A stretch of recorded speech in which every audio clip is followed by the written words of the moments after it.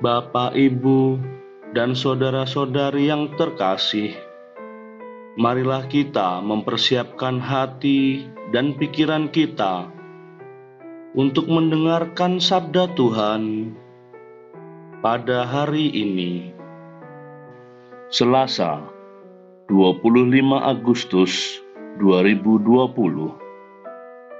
Bacaan pertama.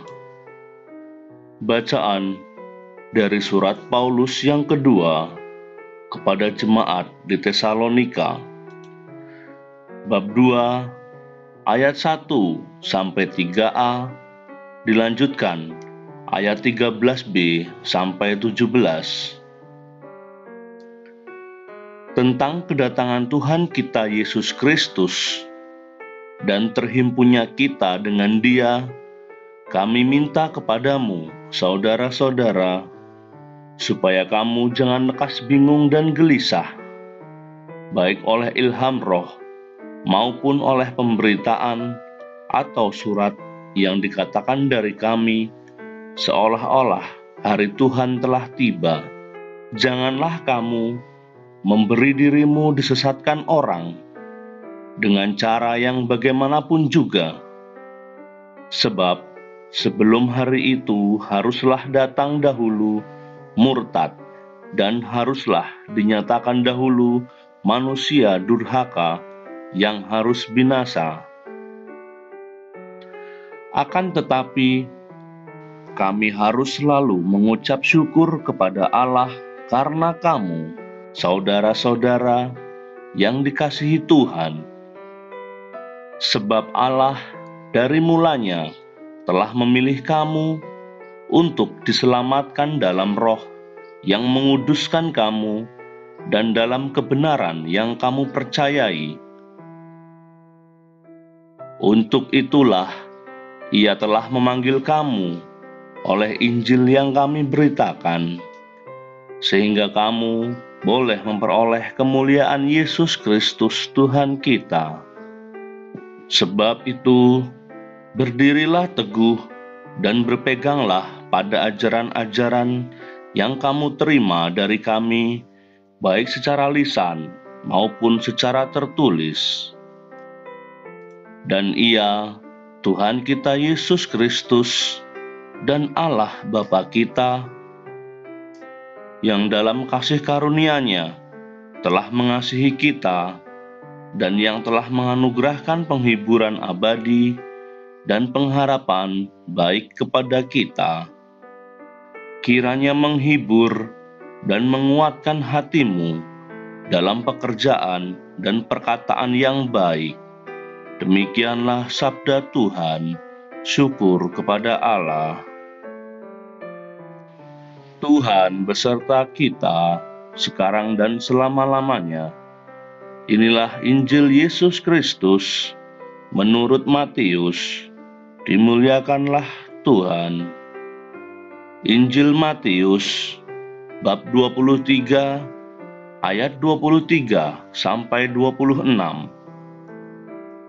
Celakalah kamu, hai ahli-ahli Taurat dan orang-orang Farisi, hai kamu, orang-orang munafik, sebab persepuluhan dari selasih, adas manis dan jintan kamu bayar, tetapi yang terpenting dalam hukum Taurat kamu abaikan, yaitu keadilan dan belas kasihan dan kesetiaan.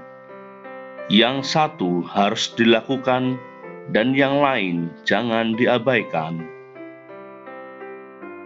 Hai kamu pemimpin-pemimpin buta, nyamuk kamu tapiskan dari dalam minumanmu, tetapi unta yang di dalamnya kamu telan. Celakalah kamu, hai ahli-ahli Taurat dan orang-orang Farisi, hai kamu orang-orang munafik, sebab cawan dan pinggan kamu bersihkan sebelah luarnya, tetapi sebelah dalamnya penuh rampasan dan kerakusan. Hai orang Farisi yang buta, bersihkanlah dahulu sebelah dalam cawan itu, maka sebelah luarnya juga akan bersih. Demikianlah Injil Tuhan, terpujilah Kristus. Bapak, Ibu, dan saudara-saudari yang terkasih, iman kita bagaikan uang logam dengan dua sisi, yakni ibadat dan perilaku. Iman menjadi tidak lengkap jika hanya menekankan satu sisi saja. Aneh jika ada umat kita yang rajin beramal, namun tidak pernah berdoa. Lebih aneh lagi jika ada orang yang terlihat saleh dan rajin berdoa, namun suka bertindak tidak adil. Sejak abad ke-8 sebelum Masehi, Nabi Amos selalu berteriak melawan orang yang menjalankan ibadat palsu, yang menjalankan ibadat penuh dengan kemeriahan, penuh dengan persembahan, namun hidup sehari-harinya dikotori ketidakadilan.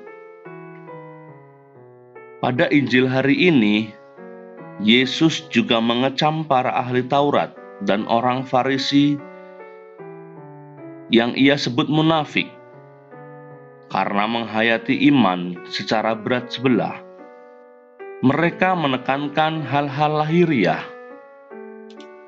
peraturan-peraturan keagamaan, dan kewajiban-kewajiban, namun tidak peduli untuk berbuat baik dan adil. Dalam khotbahnya di bukit, Yesus juga menganjurkan kepada kita untuk mengasihi musuh-musuh kita dan mendoakan mereka yang menganiaya kita. Karena Yesus menggambarkan Bapa sebagai seorang yang penuh belas kasih, yang selalu siap mengampuni dan bersukacita ketika melihat si pendosa bertobat. Begitu pula dengan Yesus, yang adalah wajah kerahiman Allah. Selalu tergerak hatinya bila melihat penderitaan dan kesusahan dari umatnya, terlebih yang terbelenggu dari dosa. Yesus datang untuk menolong kita mengatasi dosa-dosa kita. Cinta kasih-Nya jauh lebih kuat daripada banyaknya dosa dan kesalahan kita. Ia datang mendekati kita, memurnikan dan membersihkan kita dari segala kesalahan dan dosa. Setelah kita dikasihi, kita diampuni, dan kita dibersihkan dari dosa, kita pun diutus untuk bersikap sama, yakni menyelamatkan orang lain.